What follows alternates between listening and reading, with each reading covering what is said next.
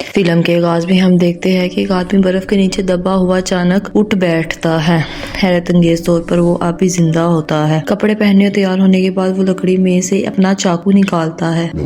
वो अपना सफर जारी रखता है। मंजर बदलता है और दो छोटे बच्चों को दिखाया जाता है। बड़े भाई का नाम जिम है और वो अपनी बहन के साथ एक बड़े घर में रहता है। वो हर काम खुद करता है और ऐसा लगता है जैसे इसे जिंदा रहने के लिए किसी की जरूरत नहीं। जिम सीढ़ियों पे बैठकर अपनी बंदूक में गोलियां चेक कर रहा होता है। दूर से ये खिलौना लगती है लेकिन करीब से देखने पे पता चलता है कि ये एक ट्रैंकुलाइजर गन है जिसकी गोलियां निशाना बनने वाले को बेहोश कर देती है। उसी दौरान वो बाहर से एक आवाज सुनता है। वो बाहर जाता है तो एक आदमी इसकी बहन से इसके वालिदैन के बारे में पूछ रहा होता है। वो आदमी जिम से भी यही सवाल करता है मगर जवाब देने की बजाय जिम अपनी बहन को लेकर अंदर चला जाता है। एक बालिग शख्स की तरह वो घर को अच्छी तरह बंद और महफूज करता है, फिर अपनी बहन के साथ खेलने लगता है। इसी दौरान हम बाहर अजीब मखलूकात को देखते हैं जो घर में घुसने की कोशिश कर रही होती है, लेकिन घर बुलेट प्रूफ होता है इसलिए वो अंदर दाखिल नहीं हो पाते। वो सब ज़ोंबीज होते हैं जो बच्चों को खाना चाहते हैं। इस दुनिया में जहाँ हम जिम और इसकी बहन रहते हैं सिर्फ 1% इंसान ही जिंदा बचे हैं। ज़ोंबी वायरस बाकी सबको अपनी लपेट में ले चुका है। जिम और इसकी बहन इन ज़ोंबी से नहीं डरते क्योंकि ये इनकी रोजमर्रा जिंदगी का हिस्सा बन चुके हैं। जिम और इसकी बहन बाहर खेल रहे होते हैं कि जैक जो कल आया था दोबारा आता है। वो इस बार वो अपनी साथी के साथ होता है। वो औरत प्यार से जिम की बहन को उठा लेती है मगर जिम इसे डांटता है और कहता है कि इसे नीचे रखो। इसके बाद वो दोनों जिम से इसके वालिदैन के बारे में पूछते हैं। जिम बताता है कि वो सामान लेने गए हैं। ये सुनकर वो कहते हैं ठीक है फिक्र ना करो, हम तुम्हें नुकसान नहीं पहुंचाएंगे। तुम्हारे वालिदैन के आने तक हम तुम्हारा ख्याल रखेंगे। मंजर एक और जगह पर मुंतकिल होता है जहाँ ईडन को जंगल के बीच दिखाया जाता है। वो ज़ोंबी से नहीं डरता, वो अपने हथियार से हर ज़ोंबी को मार देता है। जिम के घर पर वो जो जोड़ा घर का जायजा लेता है और देखता है और देखता है कि यहाँ काफी अरसे के लिए सहूलत और सामान मौजूद है, इसलिए वो रुकने का फैसला कर लेते हैं क्योंकि इन्हें लगता है कि बच्चे अकेले रह रहे हैं। जिम ये सब छुप कर सुट रहा होता है और इसके दिल पे एक अनजानी सी खौफ की लहर पैदा हो जाती है। वो अपनी बहन को सेफ रूम में बंद कर देता है। जिम का कुत्ता इसे सूंघता है और भौंकने लगता है। रात हो चुकी होती है। जब वो जोड़ा घर के गिर्द बड़ी तादाद में ज़ोंबीज देखता है तो वो डर जाते हैं और तमाम लाइट्स को बंद कर देते हैं। अचानक पिछला दरवाजा खुलता है और कोई औरत पर हमला कर देता है। वो जख्मी हो जाती है और फिर कोई इसे घसीट कर घर से बाहर ले जाता है। इसके शोहर के साथ क्या हुआ ये नहीं बताया जाता और मंजर अगली सुबह पर चला जाता है। हम दोबारा ईडन को बर्फ में लेटा हुआ देखते हैं। होश में आते ही इसे एहसास होता है कि वो एक जाल में फंसा हुआ है। जैसे ही वो खुद को आजाद करता है वो जिम की बहन को करीब खड़े हंसते हुए देखता है। अचानक एक सुई इसकी गर्दन में लगती है और जैसे ही वो इसे निकालता है वो बेहोश हो जाता है। दरअसल जिम ने इसे अपनी ट्रैंकुलाइजर गन से बेहोश किया होता है। कुछ देर बाद जब ईडन होश में आता है तो वो घर की तरफ जाता है जहाँ हम बंदूक थामे खड़ा होता है। जब जिम इस आदमी से इसका मकसद पूछता है तो वो बताता है कि वो एक फौजी है और अपनी बीवी को ढूंढने के लिए शुमार की तरफ जा रहा है। जिम हैरान होता है क्योंकि इससे पहले आने वाले लोग खाने या दवाई की तलाश में आए थे। ईडन पहला शख्स होता है जो अपनी बीवी की तलाश में निकला है। किसी वजह से जिम को इस पर एतमाद हो जाता है और उसे घर के अंदर ले आता है। अंदर आकर जिम एक शर्त रखता है, हमारे घर की बिजली बंद है, अगर तुम ट्रेडमिल पर दौड़ कर तमाम बैटरियां चार्ज कर दो तो मैं तुम्हें दवाइयाँ, खाना और रहने की जगह दूंगा। ईडन मान जाता है और अंदर आ जाता है और जिम से इसके वालिदैन के बारे में पूछता है। पहली बार जिम झूठ नहीं बोलता। वो बताता है कि इसका वालिद एक साइंसदान है जो काफी अरसे से वापस नहीं आया और इसकी माँ एक सिक्योरिटी एजेंसी में काम करती है और किसी मिशन पर गई हुई है। बात करते हुए ईडन ज़ोंबी को बाहर देखता है। वो फौरन बाहर जाकर एक बड़ा पत्थर उठाता है और ज़ोंबी का सर कुचल देता है। जिम सब देखता है मगर अपनी बहन की आंखों पर हाथ रख लेता है। जब ईडन वापस आता है तो जिम पूछता है कि तुमने ज़ोंबी को क्यों मारा, ये घर बुलेट प्रूफ है, ज़ोंबीज अंदर नहीं आ सकते। ये सुनकर ईडन हैरान हो जाता है और सोचता है कि इस घर में और कौन सी सहूलत मौजूद है होगी। बहरहाल ईडन को अपना काम मुकम्मल कर जल्द अज जल्द जाना होता है। वो दिन रात बगैर रुके ट्रेडमिल पर دوڑتا ہے تاکہ بیٹریاں چارج ہو جائے. وہ آخرکار تھکن سے گر جاتا ہے. جم کی بہن اسے پانی اور کھانا دیتی ہے اور اپنی پنی دے کر کہتی ہے کہ اپنے بال باندھ لو. تازہ دم ہونے کے بعد ایڈن اس کے لیے کھانا بناتا ہے. جب وہ باہر جاتے ہیں تو دیکھتے ہیں کہ ایک زومبی ان کے جال میں پھنس گیا ہے. جم اسے اپنی بندوق سے مار دیتا ہے. پھر ہم ایک بوڑھے آدمی اور ایک نوجوان عورت کو گزرتے ہوئے دیکھتے ہیں. شاید وہ کسی کو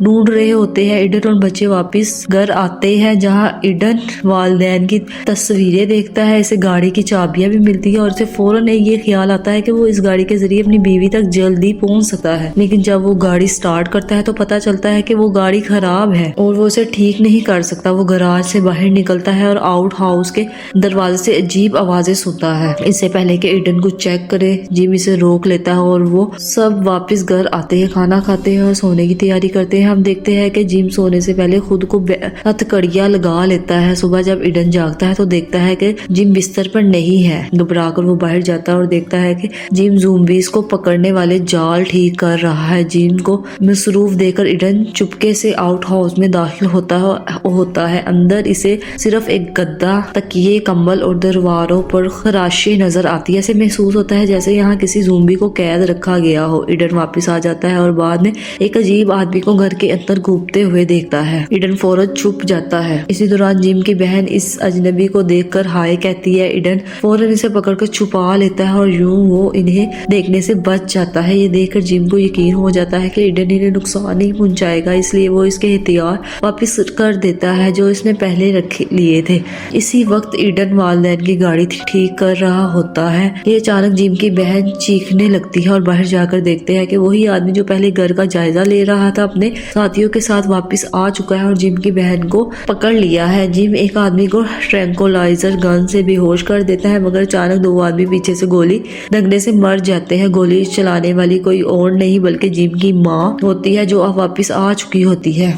تاہم ایک آوارہ گولی ایڈن کو لگتی ہے اور وہ برف میں گر جاتا ہے. مرنے سے پہلے سے اپنی بیوی کی یاد آتی ہے. کچھ وقت گزرتا ہے اور پھر ایک عجیب بات ہوتی ہے. ایڈن دوبارہ زندہ ہو جاتا ہے اور اس کے زخم مکمل طور پر بڑھ جا چکے ہوتے ہیں. وہ حیران ہوتا ہے مگر جم اور اس کی ماں حیران نہیں ہوتے. وہ ایڈن کو اندر بلا کر اس کی حالت کی وضاحت کرتے ہیں. یہاں ایک زبردست موڑ آتا ہے. لینا بتاتی ہے کہ عام لوگ جب وائرس سے متاثر ہوتے ہیں تو وہ اپنا ہوش کھو دیتے ہیں, پاگلوں کی طرح دوسروں کو مارنے لگتے ہیں اور مکمل زومبی بن جاتے ہیں. لیکن ان میں سے کچھ خاص زومبیز بھی ہوتے ہیں. یہ وہ ہوتے ہیں جو وائرس کے باوجود اپنا ہوش نہیں کھوتے. وہ ذہنی طور پر انسان ہی رہتے ہیں اور زومبی جیسی طاقتیں حاصل کر لیتے ہیں. جیسے عام زومبیز امر ہوتے ہیں ویسے ہی یہ خاص زومبیز بھی امر ہوتے ہیں. یعنی وہ انسان اور زومبیز کا ملاپ ہوتے ہیں جو ایک اچھی بات ہے. لیکن ہر اچھی چیز کے ساتھ ایک منفی پہلو بھی ہوتا ہے. کبھی کبھی وائرس ان کے دماغ پر قابو پا لیتا ہے اور وہ ہوش کھو بیٹھتے ہیں, لوگوں کو مار دیتے ہیں اور عجیب حرکتیں کرتے ہیں. ہوش میں آنے کے بعد انہیں کچھ یاد نہیں رہتا. یہ سن کر ایڈن سمجھ جاتا ہے کہ وہ بھی ایک خاص زومبی ہے کیونکہ فلم کے آغاز میں ہم نے اسے مرتے اور پھر زندہ ہوتے دیکھا تھا.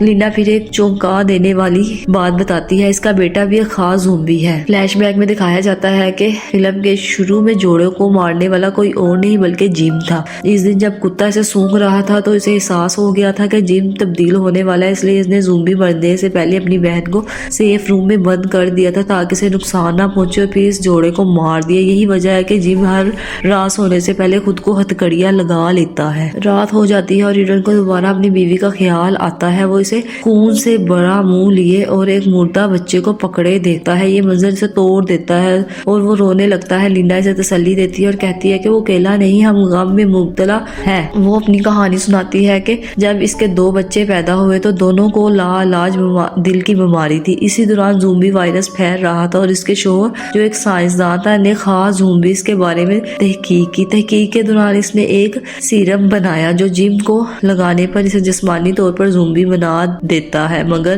ذہنی طور پر وہ انسان ہی رہتا ہے. یوں وہ ایک سپر زومبی بن جاتا ہے اور اس کی بیماری ختم ہو جاتی ہے. لینڈا کے شوہر کو لگتا تھا کہ اب سب ٹھیک ہو جائے گا مگر قسمت کو کچھ اور ہی منظور تھا. ایک دن جم نے لینڈا کے شوہر کو کاٹ لیا جس سے وہ عام زومبی بن گیا اور لینڈا کو اسے مارنا پڑا. یہ کہتے ہوئے وہ ٹوٹ جاتی ہے. پھر وہ باہر جم کی چیخیں سنتی ہے.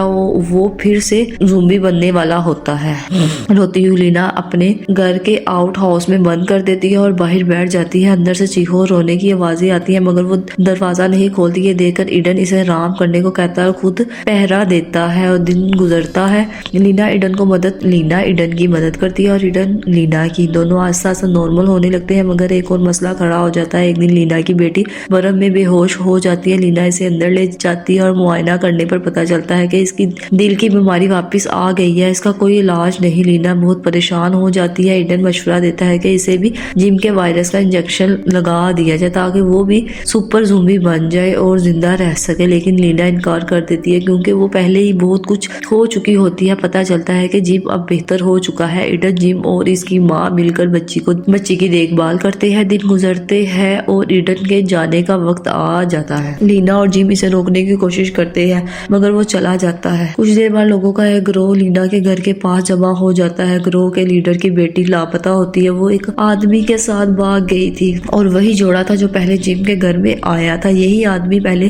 گھر کی تلاشی لے چکا تھا۔ جب اسے اپنی بیٹی نہیں ملی تو اس نے راستہ دوبارہ چیک کیے اور لینا کے گھر کے قریب گاڑی دیکھی، اس سے وہ لوگ گھر پر حملہ کر دیتے ہیں۔ ایڈن جو باہر سو رہا ہوتا ہے قدموں کے آواز سے جاگ جاتا ہے۔ لوگوں کی بڑی تعداد دیکھ کر وہ فوراً واپس جا کر جم اور لینا کو بچانے کی کوشش کرتا ہے۔ اندر وہ آدمی لینا کو تشدد کا نشانہ بنا کر پوچھتا ہے، میری بیٹی کہاں چھپائی ہے؟ لینا کہتی ہے، مجھے واقعی نہیں معلوم، مگر لیڈر یقین نہیں کرتا کیونکہ اس کی بیٹی کا سامان گھر میں موجود ہوتا ہے۔ ایڈن چپکے سے اندر گھس جاتا ہے، جم کو کچن میں چھپا ہوا پاتا ہے اور ہتھیار تیار کر کے خاموشی سے کئی لوگوں کو مار دیتا ہے۔ پھر وہ گروہ کے لیڈر کے سامنے آتا ہے اور سب اس پر بندوقیں تان لیتے ہیں۔ لڑنے کی بجائے ایڈن خود اپنا گلا کاٹ لیتا ہے اور فوراً مر جاتا ہے۔ وہ ایسا اس لیے کرتا ہے کیونکہ وہ جانتا ہے کہ وہ زندہ ہو جائے گا، مگر درد اسے جلد سپر زومبی بنا دے گی۔ منصوبے کے مطابق وہ چند سیکنڈ میں دوبارہ زندہ ہو جاتا ہے اور سب پر حملہ کر دیتا ہے۔ لینا اپنے بچوں کو چھپا لیتی ہے اور ایڈن سب کو مار دیتا ہے۔ اگلے منظر میں ہم ایڈن کو اگلی صبح